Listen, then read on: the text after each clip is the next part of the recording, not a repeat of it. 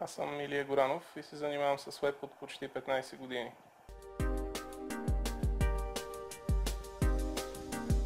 Работя в информационно обслужване от 12 години. InfoStart е проект на изпълнителния директор на дружеството, който стартира през миналата година. И тъй като проектът е ориентиран към курсове за програмисти, се включих с именно такива курсове в проекта.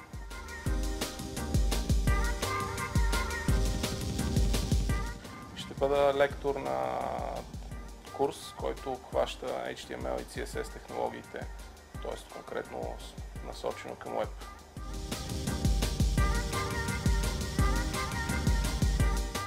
Курсът е насочен, разбира се, предимно към програмисти, които имат желание да се занимават с всякакви IT технологии, не само с web разработка.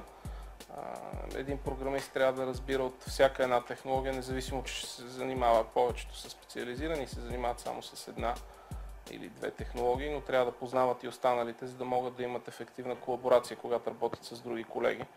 Така че курсът е насочен към всеки, който би желал да се занимава с програмиране.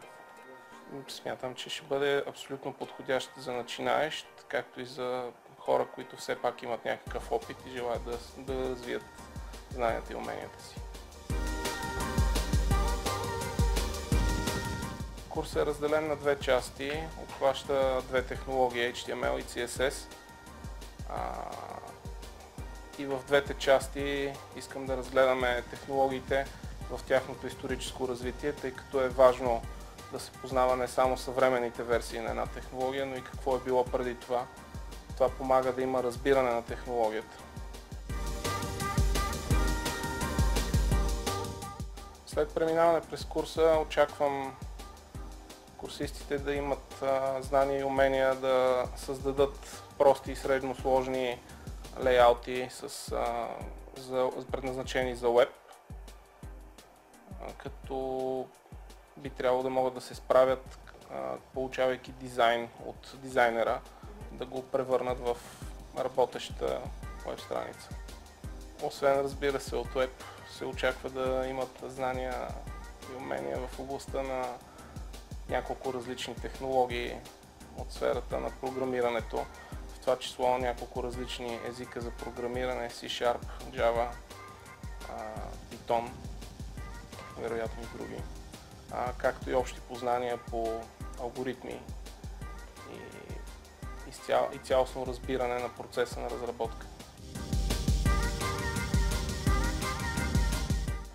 На бъдещите курсисти пожелавам винаги да подхождат с разбиране към технологиите.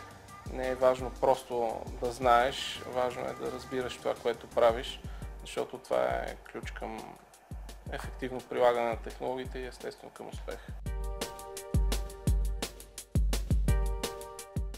Мене ме вдъхновява това, че винаги всички го казват, но винаги съм го намирал за истина, че е хубаво да обичаш професията си. И аз си обичам професията и това ме вдъхновява. Имам възможността да работя това, което ми харесва.